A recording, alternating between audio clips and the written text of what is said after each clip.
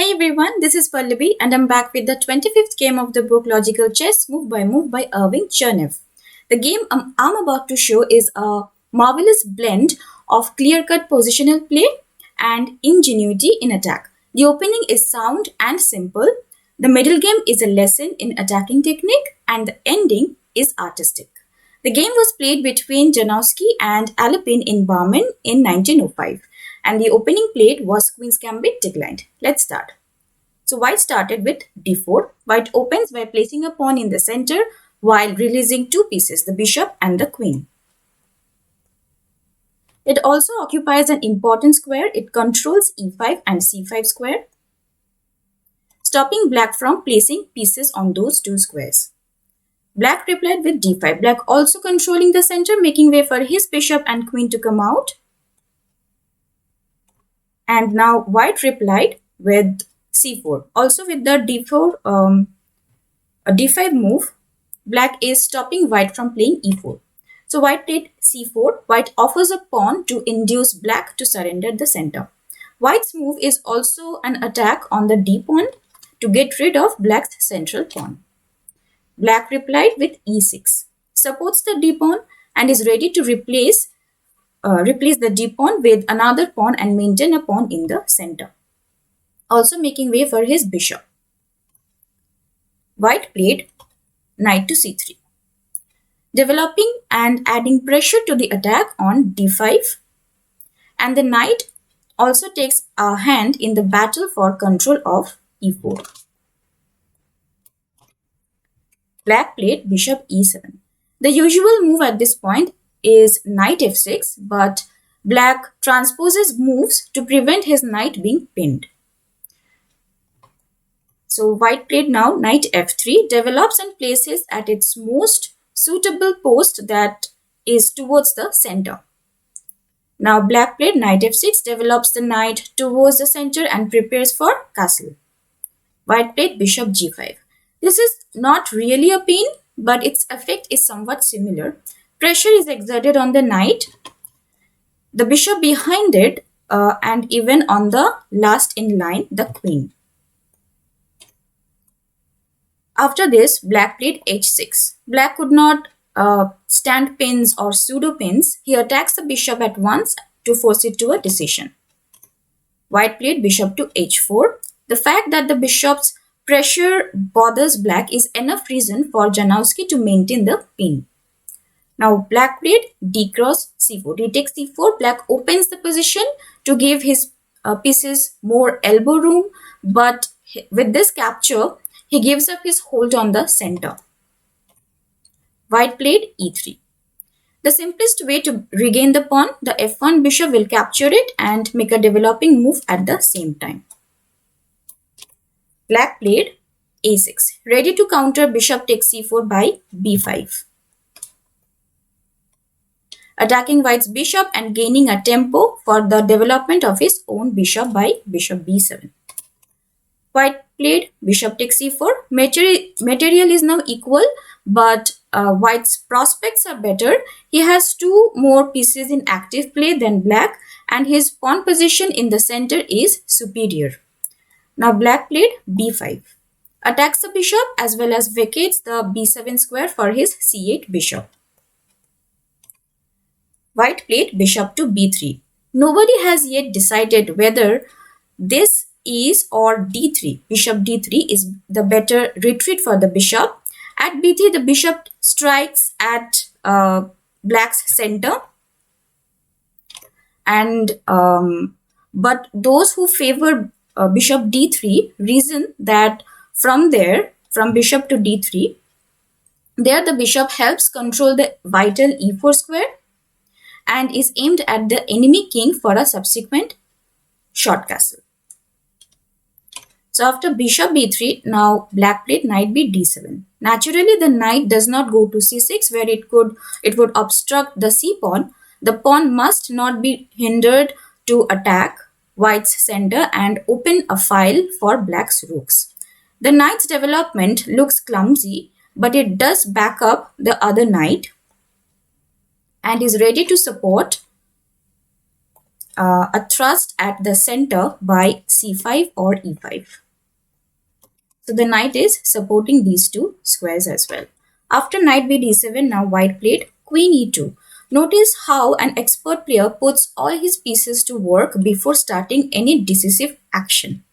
This does not look like much of a move for so powerful a piece as the queen, but the simple act of getting a piece off the back rank advances the cause of development and constitutes progress.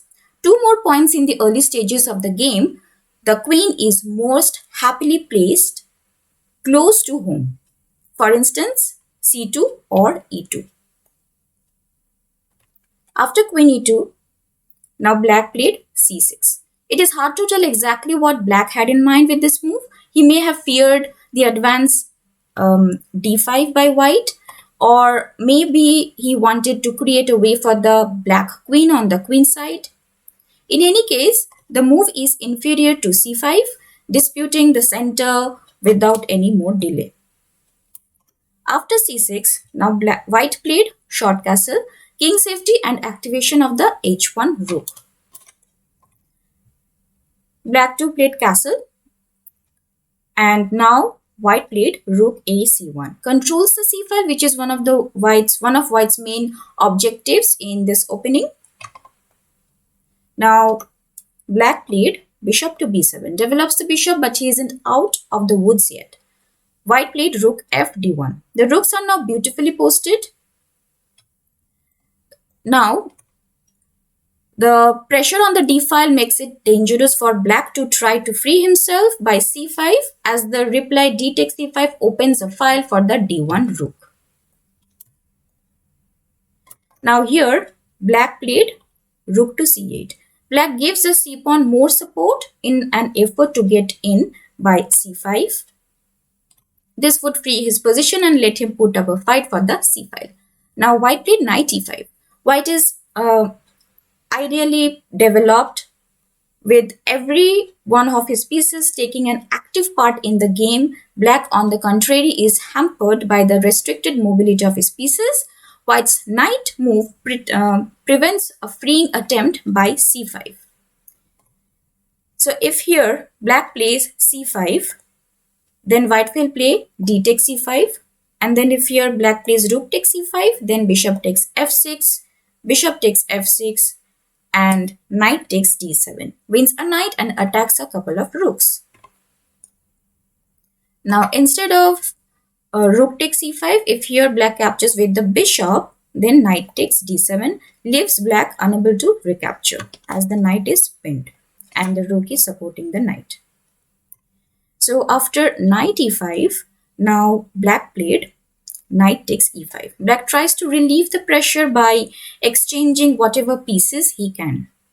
Now white played d takes e5, creates opportunities for attack along the newly opened d file, as long as a strong point at d6, which white hopes to exploit by planting a piece on that square. Now black played knight d5. The knight must block off the rook's attack on the queen. If instead of knight d5 had black played knight to d7, then bishop takes e7 in order to remove the defender of the d6 square, queen takes e7 and then f4, and white will either entrench his rook at d6 and double rooks on the d file, or maneuver his knight to d6 by the way of e4. So after d takes e5, black played knight to d5.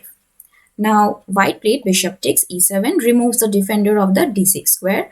Black played knight takes c3. Black destroys the knight before it does him any damage. The alternative queen takes e7 lets white swing his knight over to e4 and then anchor it either at d6 or at c5. So after knight takes c3, white played rook takes c3. This move gains a tempo for white in his plan to double rooks on the d file, certainly not rook takes d8. If white had captured the queen first, then knight takes e2 check, king f1 and knight takes c1, and black gains a rook. So after knight takes c3, white played rook takes c3, and now black played queen takes e7. Is even after this recapture, but white has a slightly superior position as he has possession of the only completely open file, the d file, and the pressure exerts on the strategically important d6 square. Now white played rook c d3, a good move, much stronger than the plausible continuation rook d6. Then black can continue with c5, whereupon doubling the rooks on d3 allows the pawn for c4 and black wins a piece. So rook c d3 doubles his rook without loss of time and also threatens to win a piece by rook d7, and it's a double attack. So after rook c d3, now black played rook f d8. Opposing the rook, otherwise white will enter 7th rank, and such a massing of power on the open file would be overwhelming. Now white played rook d6. A good move, stakes out a claim to the d6 square by settling a piece firmly there. Now black captured rook takes d6. Otherwise white plays queen d2 next with intolerable pressure on black's position. Now white captured e takes d6. This gives white a passed pawn, and which exerts a terrific influence on the opponent's way of life. To prevent any further advance of the passed pawn, black must blockade it by placing a piece in its path. If constant vigilance is necessary to keep the passed pawn inactive, it is obvious that black will be too busy defending to think of counterattack. On the other hand, white is free to switch the attack from one point to another. Now black played queen d7, blocks the pawn. Had black played queen d8, then d7, attacking the rook, rook c7, and then queen d2, threatening to win by queen d7, queen d6, and followed by queen takes c7 and queening the pawn. So after queen d2, let's say black plays c5, and then white can play queen a5. If rook takes the pawn, then queen takes d8 check, rook takes d8, and rook takes d8, and white wins a piece. So black played queen to d7. Now white played e4, planning to support the d6 pawn by e5, and the pieces which are watching over the d pawn will be free to move around. Now black played c5. Black opens a diagonal for his bishop and gives his rook more air. An effort to prevent e5 by playing f6. If here instead of c5, if black plays f6, then queen g4, attacking the e6 pawn, and then if black plays king f7, then e5, striking at the f6 pawn and also defending the d6 pawn. F takes e5 and then queen f5 check. Since the pawn is pinned by the bishop, the pawn cannot take the queen, and now king e8, bishop takes e6, and it's a skewer. And if now the queen moves to d8, then there's a checkmate. Yes, queen f7 and checkmate. Also after queen g4, if here black plays rook e8 to protect the e6 pawn, then bishop takes e6, check, it's attacking the king, checking the king and attacking the queen. Rook takes e6, queen takes e6 check, queen takes e6 and d7, and white wins. So after e4, black played c5. Now white played e5, supports the passed pawn. Black played c4. Black fights every step of the way to institute countermeasures which will keep his opponent busy on the queen side. White played bishop c2. The bishop now overlooks a new diagonal with interesting prospects. Now black played queen to c6. Black does not like to have his strongest piece tied down to the job of watching a passed pawn, so he diverts white's attention by threatening checkmate. Yes, checkmate on g2. While white is occupied with stopping the checkmate, black will have time to switch blockaders. Now white played f3, putting end to the attacks on the long diagonal. Black played queen c5 check, preventing white from playing queen e3. So, and which will help white seize control of the dark squares. So after queen c5 check, white played king h1. White keeps the queens on the board. Apparently, he wants to win the game by direct attack in preference to offering an exchange by exchange of queens by queen f2. So after king h1, now black played rook d8. The rook takes over the job of keeping the pawn covered. White played queen e1. The queen threatens to invade black's king side by way of queen h4 or his queen side by queen a5. Black played rook d7, nails down the passed pawn for the time being. Now white played h3, an outlet for the king in case of need. Now white's queen and rook leave for the attack. His king must not be caught by surprise and mated on the first rank. So white will have a space for the king to move out. Now after h3, now black played bishop to c6, another regrouping so that the rook may leave its post and the bishop, a lesser piece, stand guard. Now white played f4, preparing a breakthrough by f5. Pawns make excellent instruments for attack. They can break into any stronghold and make gaps wide enough for an invasion by the pieces. Now black played rook a7. The rook vacates the d7 square for occupation by the bishop. White played f5. The vigorous thrust towards the king side. Black may not reply with e takes f5 because of e6 and then f takes e6. Otherwise, white obtains two connected passed pawns on the 6th rank. And now queen takes e6 check, king h8, queen c8 check, king h7, bishop takes f5 check, and winning for white as the d7 pawn is the d6 pawn is now unstoppable. So after f5, now black did not capture the pawn on f5. Black played bishop d7. Black completes the changing of the card. Now white played f6, forcing a breach in black's defensive structure. White's threat is queen to g3, threatening to checkmate on g7, pawn push to g6, then bishop takes g6, f takes g6, queen takes g6 check, king f8, queen g7 check, king e8, and queen e7 checkmate.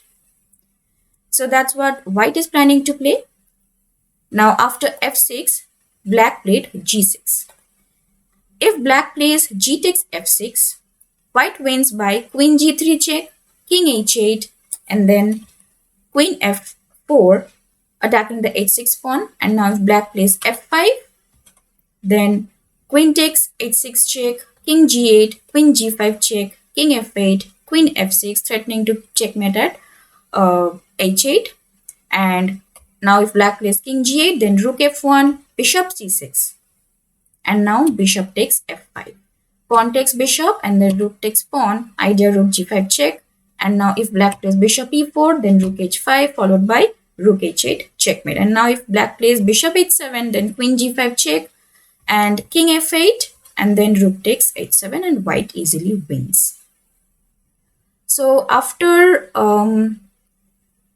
g takes f6, queen g3 check. If here black plays king f8, then bishop h7 followed by queen g8 checkmate. And after g takes f6, queen g3 check, king h8, and now queen f4. If here had black plays queen takes e5, then queen takes h6 check, king g8, queen h7 check, king f8, and queen h8 checkmate. Also another variation after queen f4 and f5, queen takes h6 check, king g8, queen g4 check, king f8, queen f6, and then king g8 and rook f1, and then bishop c6, bishop takes f5, e takes f5, rook takes f5, bishop e4, and rook h5, bishop h7, queen g5 check. And if here the bishop blocks the check, then queen d8 check, king g7, and queen h8 checkmate. So figuring this out, after f6, black played g6. Now white played queen g3, threatening to win at once by bishop takes g6 with the same idea.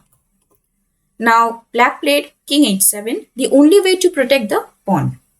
Advancing it by g5 allows white a winning reply h4. Idea, h takes g5, h takes g5, queen takes g5 check, king f8, queen g7 check, king e8 and queen g8 checkmate.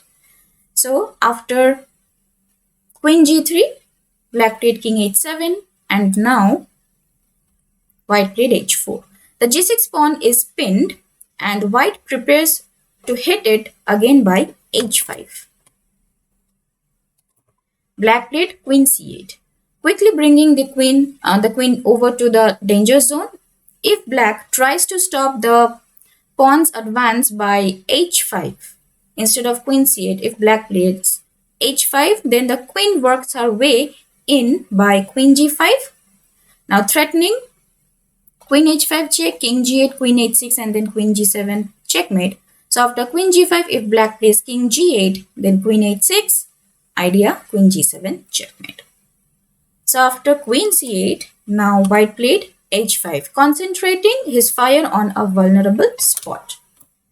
Black played queen g8 and not bishop e8, which protects the pawn but blocks the queen. So queen g8, the queen is the only piece agile enough to defend against white's attack as it shifts from one point to another.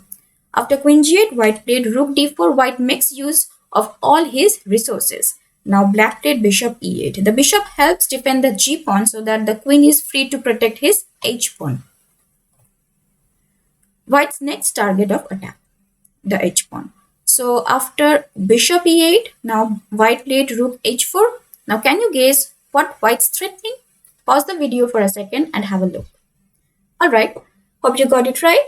The plan is h takes g6 check, f takes g6, rook takes h6 check, king takes h6 and yes, queen h4 checkmate, since the pawn on f6 is controlling the g7 square and it's a checkmate. So after rook h4, now black played queen f8. The only possible defense, because if h takes, because here another move, like there is no way black can defend it. So after rook h4, queen f8, now white played rook g4. White attacks the g pawn with a fourth piece. Now black played queen g8. The queen rushes back to defend. Now white played queen e3. The threat on the rook gains time for white's real purpose, an attack on the h pawn, the other side of the board. So now black played rook d7. The rook flees but cannot get over to help defend the king. Now white played rook h4. Idea h takes g6. And checkmate follows. So after this, black played queen f8, protects the h pawn. Now white played g4. Bringing up the infantry, white throws everything into the attack and now threatens g5. Followed by h takes g6.